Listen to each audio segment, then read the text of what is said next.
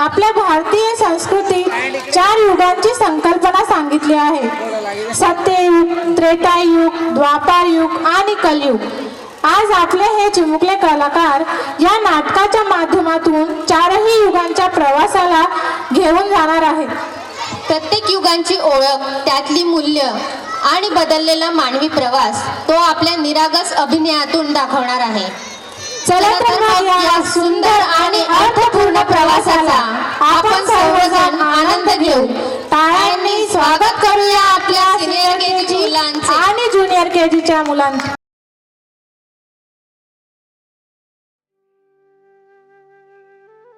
कलियुग मानवी देहाचा प्रवास. आज आपण मानवजातीच्या युगप्रवाहातील एक अद्भुत प्रवास करणार आहोत. सत्ययुगापासून कलियुगापर्यंत. सत्ययुगात सत्य, धर्म, शांती आणि प्रेम यांचे अधिराज्य होते. त्रेतायुगात थोडा द्वेष निर्माण झाला. द्वापार युगात लोभ, क्रोध, मत्सर आणि अन्याय वाढू लागला. आणि अखेरीस कलियुगात माणूस स्वतःच्या स्वार्थात षडरूपूंनी मीपणात गुरफटला. या सादरीकरणातून आपण पाहणार आहोत की काळ बदलतो, युग बदलतात, पण मानवतेची मूल्य कायम ठेवणे हेच आपलं खरं कर्तव्य आहे.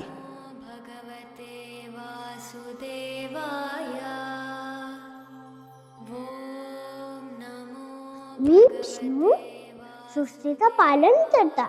जेव्हा जेव्हा अधर्म वाढतो तेव्हा तेव्हा मी अवतार घेऊन भूमीचे रक्षण करतो. मी लक्ष्मी, सुख आणि समृद्धीची देवी. जिथे प्रेम, सत्य आणि परिश्रम आहे तिथे मी वास करते. बाळांनो, नेहमी सत्य बोला आणि दयाळू राहा. विष्णू भगवान की जय. विष्णू भगवान की जय. विष्णू भगवान की जय. सत्ययुगात हिरण्यकश्यप राक्षसाचा वध करण्यासाठी भगवान श्री विष्णूंनी श्री नरसिंह अवतार घेतला होता. सत्ययुगात धर्म प्रबळ होतो, पण काही राक्षसांनी सृष्टीत अशांती निर्माण केली. आणि जेव्हा अधर्माने सीमा ओलांडली तेव्हा विष्णूने अवतार घेऊन दैत्यांचा नाश केला. सत्ययुगानंतर जे युग आले त्याला म्हणतात त्रेतायुग. या युगात प्रभू श्रीरामांचा जन्म झाला. राम हे मर्यादा पुरुषोत्तम, सत्य, धैर्य याचे प्रतीक होते. आपल्याला सर्वांना माहिती आहे की प्रभू श्रीरामांना सगळे राज्य मिळणार होते, परंतु राणी कैकेयीने मागितलेल्या वरामुळे वडिलांच्या आज्ञेनुसार त्यांना वनवासात जावे लागले. त्रेतायुगात भगवान श्रीरामांनी आपल्याला सद्गुण आणि आदर शिकवला. मी श्रीराम, मर्यादा पाळणारा, सत्य आणि धर्म जपणारा, धैर्य, प्रेम आणि नम्रता हेच माझे गुण आहेत. बाळांनो, आई वडिलांचा सन्मान करा, सत्य मार्गावर चला. जय श्रीराम. जय श्रीराम. जय श्रीराम. त्रेतायुगात अहंकार रूपी रावणाचा वध करून श्रीरामांनी सत्यावर विजय मिळवला. आता द्वापार युगाची सुरुवात होईल. द्वापार युगामध्ये भगवान श्रीकृष्णांनी प्रेम आणि आनंद सर्व जगात पसरविला. तर बघूया भगवान श्रीकृष्ण द्वापार युगात काय संदेश देत आहेत. मी श्रीकृष्ण, संकटाच्या वेळी धर्माचा मार्ग सोडू नका. लोभ आणि अहंकाराने विनाशच होतो. मित्रांना मदत करा आणि आनंदी राहा.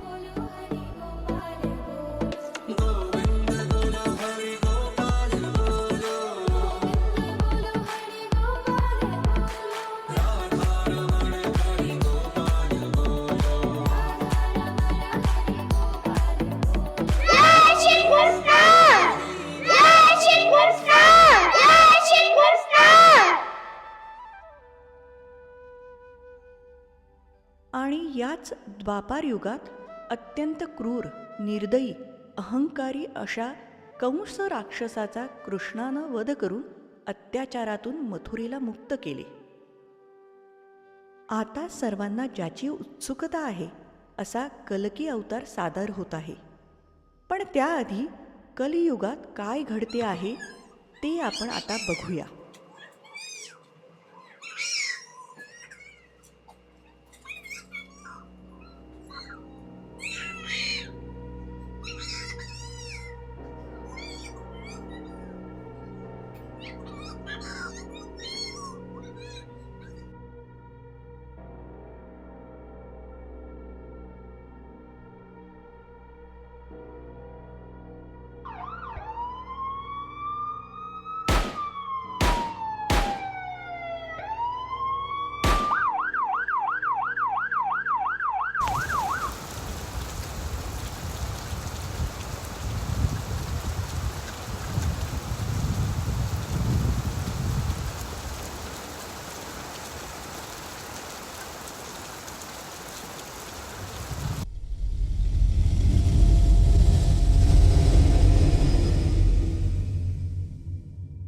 पृथ्वीवर अधर्म, अन्याय, हिंसा, अत्याचार, खोटेपणा या कलियुगात वाढलेला आपल्याला दिसत आहे. मग त्यावेळी भगवान विष्णू कल्की अवतारात प्रगट होतील, अधर्माचा नाश करतील आणि पुन्हा सत्ययुग सुरू होईल आणि पुन्हा सत्ययुग सुरू होईल.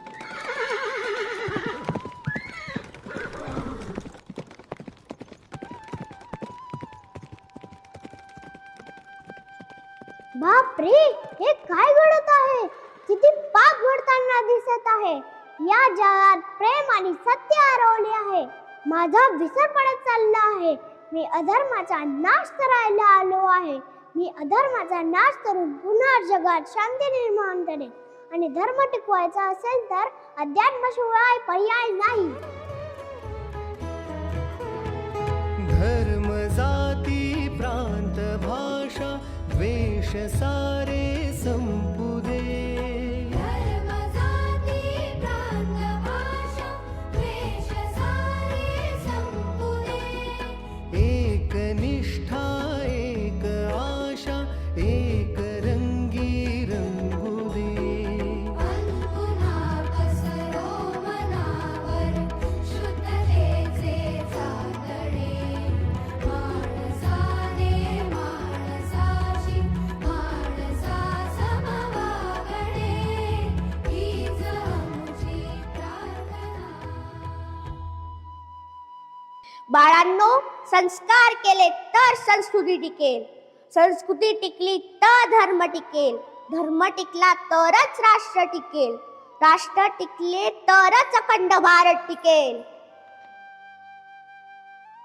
धर्म की जय हो, अधर्म का नाश हो. प्राणियों में सद्भावना हो, विश्व का कल्याण हो.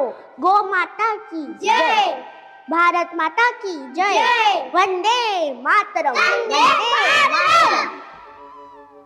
यदा यदा हि धर्मस्य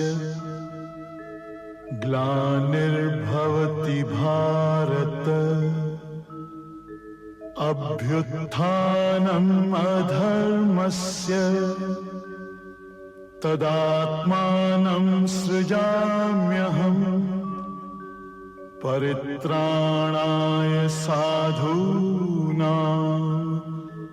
विनाशाय च दुष्कृतां धर्म संस्थापनार्थाय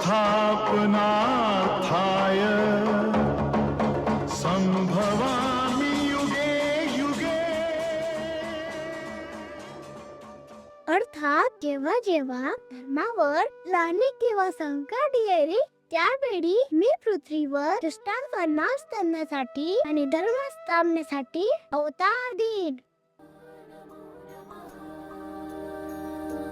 कृष्णाय वासुदेवाय हरये परमात्मने प्रणत क्लेशनाशाय गोविन्दाय नमो नमः.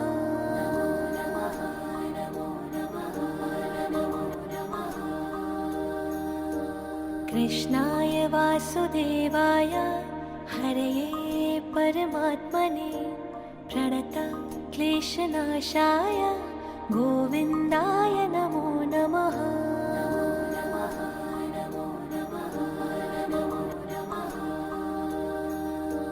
कृष्णाय वासुदेवाय हरये परमात्मने प्रणत क्लेशनाशाय गोविन्दाय नमो नमः जय कल्की भगवान. सत्य युग येऊ दे, प्रेमाचा प्रसार होऊ दे.